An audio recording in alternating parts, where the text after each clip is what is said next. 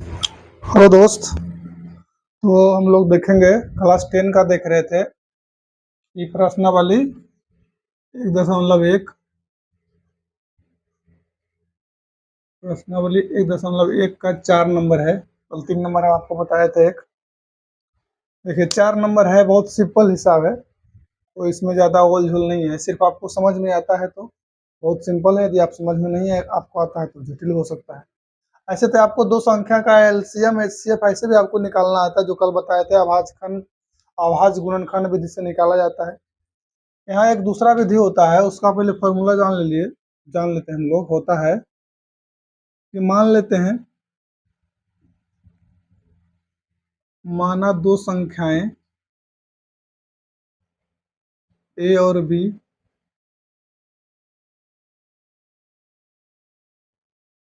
है, तो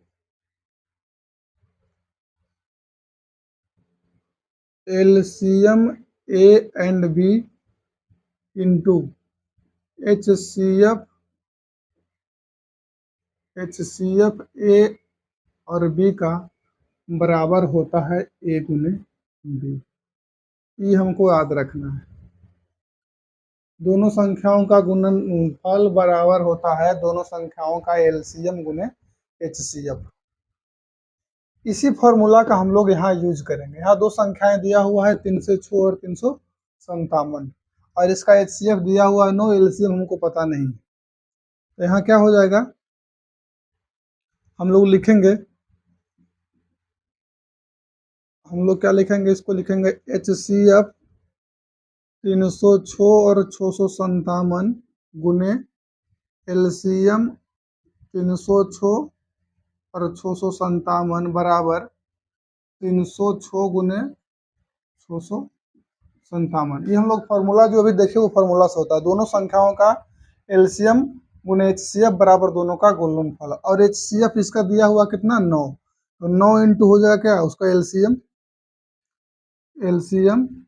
306 और 657 बराबर 306 गुने 657। ये गुना में तो उधर भागा में चल जाएगा, तो हो जाएगा एलसीएम 306 और 657 बराबर क्या हो जाएगा 306 और गुने 657 और बटा हो जाएगा 9।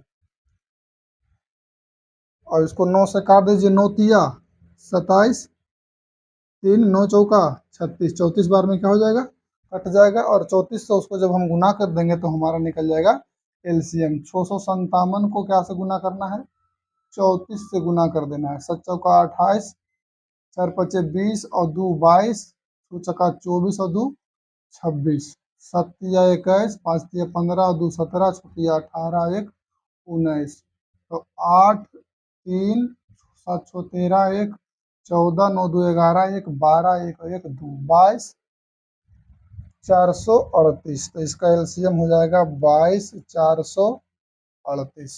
यही आपका उत्तर हो जाएगा। आप लोग गुना करके देख लीजिएगा, हो सकता है गलत रहे। उत्तर मिला लीजिए। बेसिक रूप से आपको समझना था ये फॉर्मूला कि दोनों संख्याओं का एलसीएम गुने एचसीएफ बराबर होता है दोनों संख्याओं का गुणनफल। यही इस चैप्टर में था। और एक आपको मैथ का सवाल आएगा कि कोई वृत्ताकार पथ में घूमता है या किसी ग्राउंड में चक्कर लगाता है, तो कोई 18 मिनट में लगाता है, कोई 12 मिनट में लगाता है। एक बार चक्कर लगाना शुरू करता है तो वो दोनों को दोबारा कब मिलेगा, जब ऐसा प्रश्न आएगा। या कोई घंटी 20 मिनट के अंतराल पर बजता है और एक दूसरी घंटी 30 मिनट के अंतराल पर बजता है, दोनों इस समय बजना शुरू किया, तो अगला बार एक साथ किस समय बजेगा।